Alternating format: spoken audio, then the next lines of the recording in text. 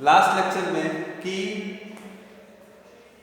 जब rarer medium क्या होता है, डेंसर मीडियम का मीनिंग क्या होता है। जब लाइट रेरर मीडियम से डेंसर में जाती है तो नॉर्मल की तरफ बैंड होती है, जब वो डेंसर से रेरर में जाती है तो वो away from the normal band होती है।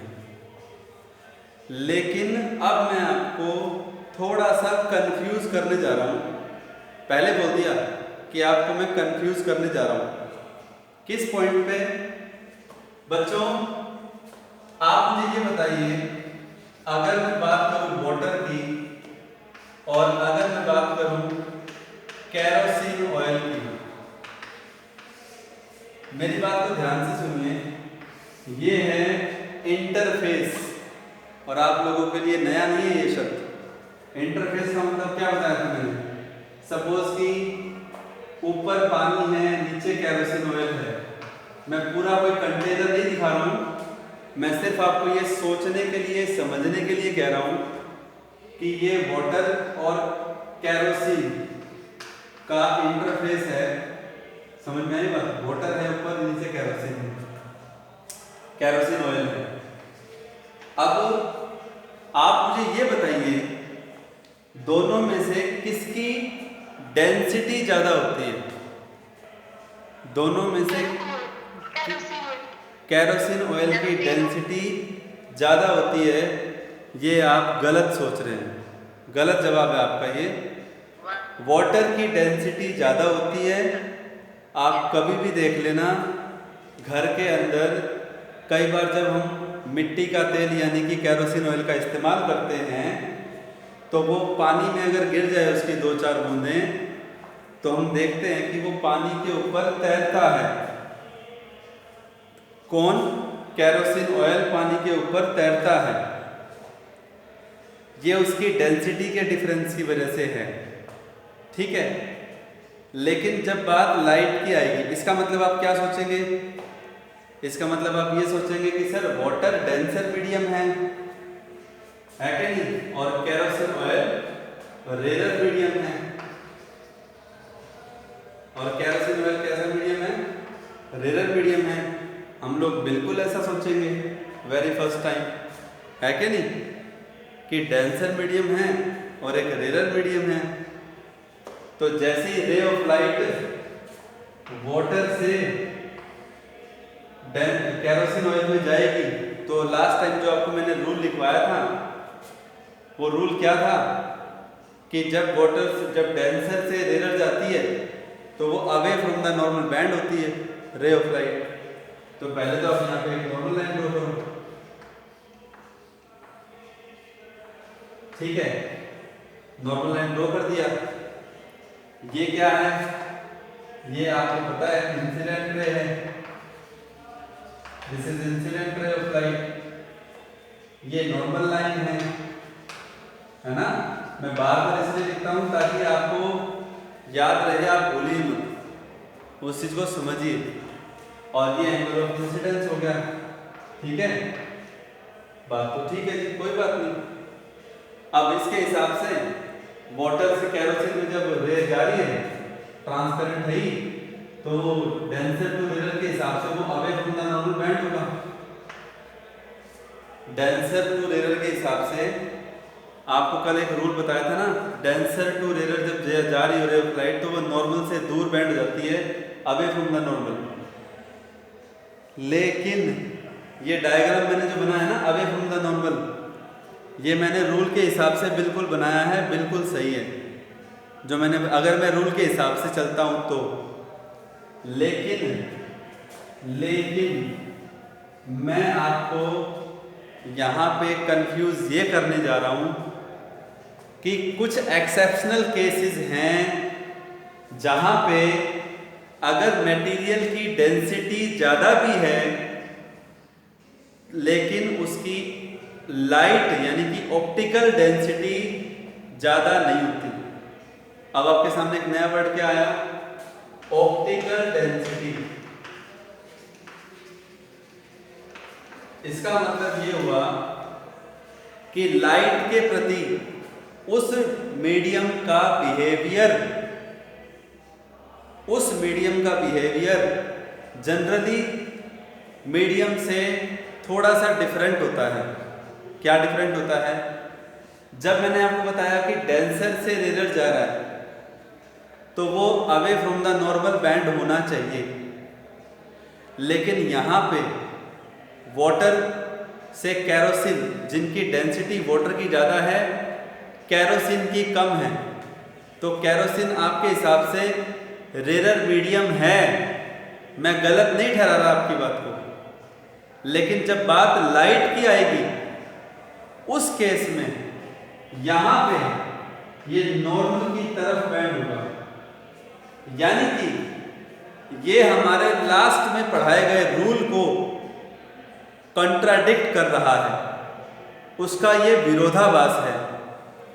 मतलब आपको मैं फिर से कह रहा हूं, कंफ्यूज नहीं होना है कि डेंसर से रेयर जाए और वो नॉर्मल से दूर बैंड हो, ये हमेशा नहीं है, हमेशा के लिए नहीं है। ये एक कुछ मीडियम के लिए ये एक्सेप्शनल केस है। मैं फिर से बता देता हूं, वाटर कैरोसिन ऑयल से ज़्यादा डेंस होता है, लेकिन जब बात रिफ्रैक्शन ऑफ लाइट की आती है तो उस केस में कैरोसिन ऑयल की ऑप्टिकल डेंसिटी वाटर की ऑप्टिकल डेंसिटी से ज़्यादा है। आई रिपीट माई पॉइंट कि कैरोसिन ऑयल की ऑप्टिकल डेंसिटी वाटर की ऑप्टिकल डेंसिटी से कहीं ज़्यादा है। अब आपके लिए ऑप्टिकल डेंसिटी का मतलब है उस मीडियम का लाइट के प्रति जो बिहेवियर है उसको रिप्रेजेंट करने के लिए हमने एक टर्म यूज़ किया डेंसिटी के आगे, ऑप्टिकल डेंसिटी। तो मैं यहाँ पे आपके सामने ये लिख देता हूँ कि optical as optical density of kerosene oil is more than water. तो इसका मतलब क्या हुआ? इसका मतलब क्या हुआ? इसका मतलब ये हुआ कि आप वाटर के आगे डेंसर मटेरियल की डेंसिटी के हिसाब से तो वो डेंसर है, लेकिन लाइट के हिसाब से आप पता है क्या लिखेंगे उसको? जब उसकी कंपैरिजन कैरोसिन के साथ होगा तब बता रहा हूं, तो वो होगा ऑप्टिकली रेयर मीडियम। कंफ्यूज नहीं होना है, ऑप्टिकली रेयर मीडियम। और बच्चों कैरोसिन ऑयल के हिसाब से कैसा मीडियम हुआ? Optically denser medium. और जहां हमें ये देखने को मिल रहा है कि रे ऑफ लाइट वाटर से कैरोसिन ऑयल में जब एंटर करती है तो वो नॉर्मल की तरफ बेंड होती है, और ये एंगल ऑफ रिफ्रैक्शन आ गया। और यहाँ से साफ पता लग रहा है कि एंगल आई एंगल आर से बड़ा है। तो इस लाइन को पूरा कर लेते हैं कि optical density of kerosene oil is more than water, so a ray of light bends towards the normal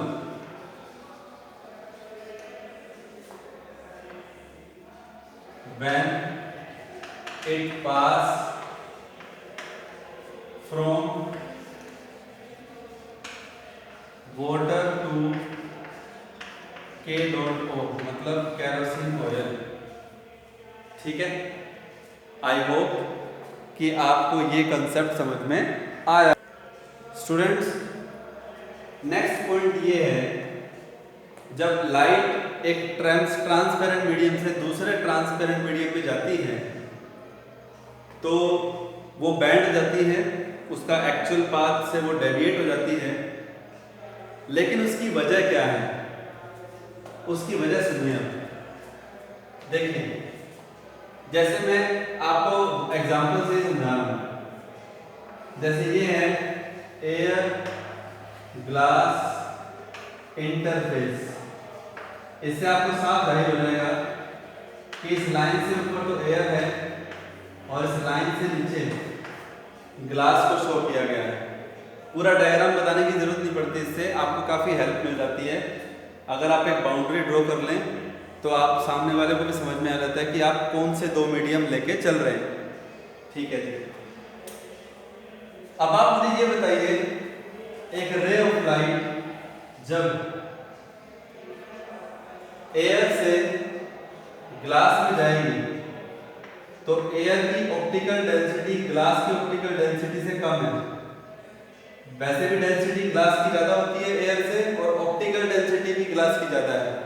देखा यहाँ पे लास्ट वाले एग्जांपल से कुछ सीखने को मिला कि वाटर की डेंसिटी ज्यादा है केरोसिन ऑयल के कंपैरिजन में, लेकिन ऑप्टिकल डेंसिटी में केरोसिन ऑयल बाजी मार जाता है वाटर से। और लाइट में रिफ्रैक्शन में ऑप्टिकल डेंसिटी मैटर करती है। हम लोग बेशक डेंसिटी की बात करें तो जहाँ पे हम डेंसिटी डेंसर और रेयर की बात नहीं कर रहे, तो वहाँ हमें इसका मतलब समझ जाना चाहिए कि हम वहाँ पे ऑप्टिकल डेंसिटी और डेंसिटी दोनों को एक लेकर के चल रहे हैं, क्योंकि अगर डेंसिटी ज़्यादा है तो ऑप्टिकल डेंसिटी भी ज़्यादा है। तो एयर से ग्लास में, ठीक है जी, नॉर्मल की तरफ बेंड हो गया, एंगल आई एंगल आर। लेकिन क्वेश्चन ये है कि क्यों हुआ ऐसे।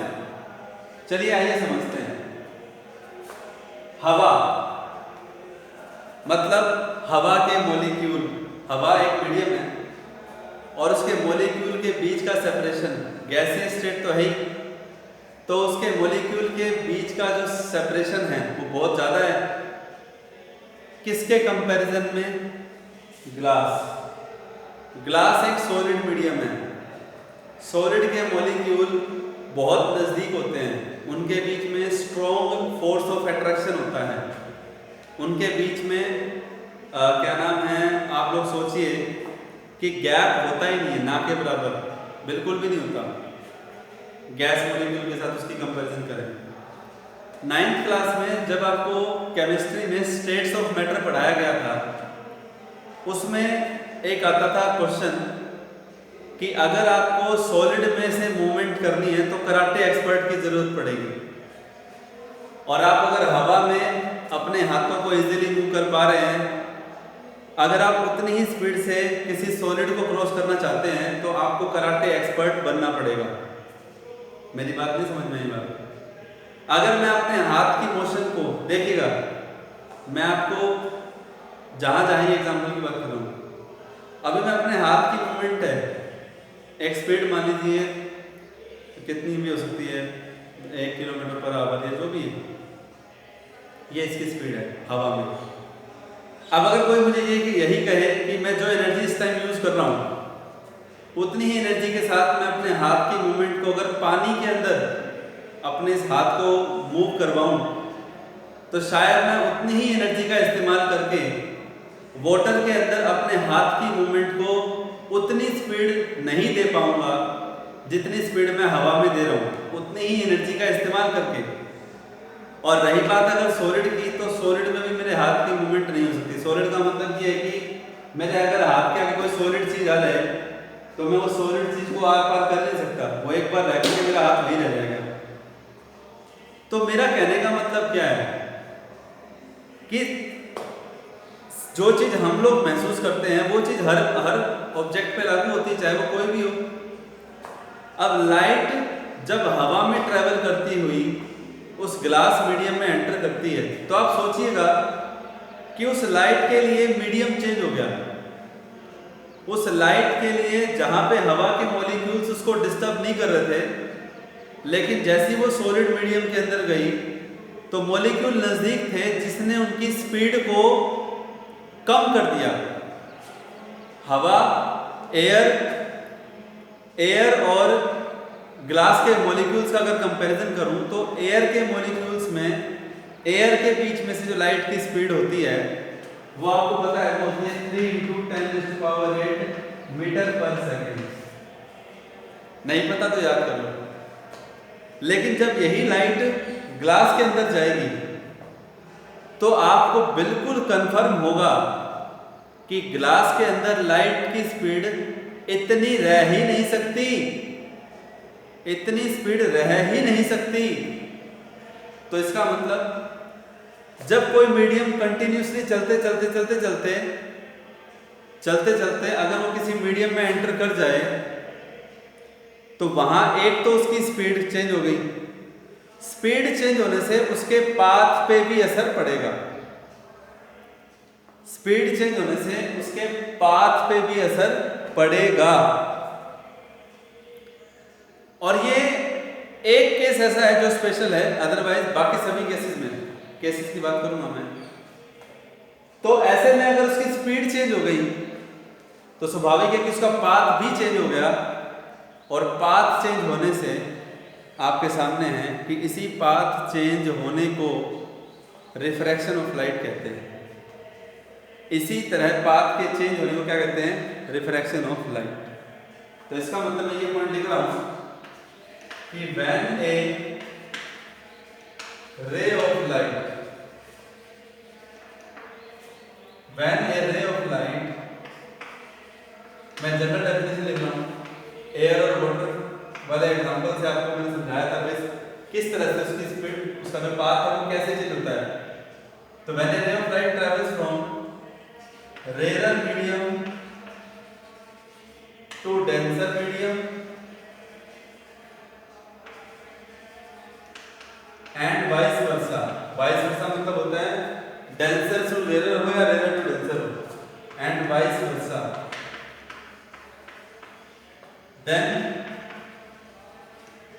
then when a ray of light travels from denser rarer medium to denser medium and vice versa, then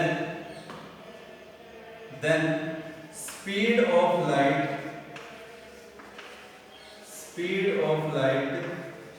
changes। और जैसे स्पीड चेंज होगी, स्पीड ऑफ लाइट चेंजेस जैसे ही चेंज होगी ऐसे में उसका पाथ भी चेंज हो जाएगा। Due to this path of light changes, due to this path of light changes, hence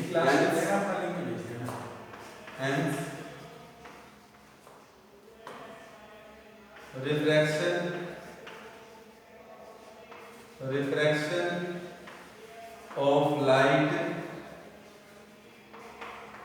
takes place।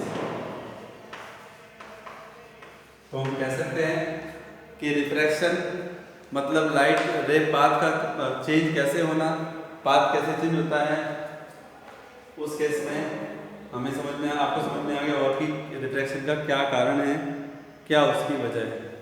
ठीक है, कोई बात नहीं, जो भी है पॉइंट यही आपके सामने है।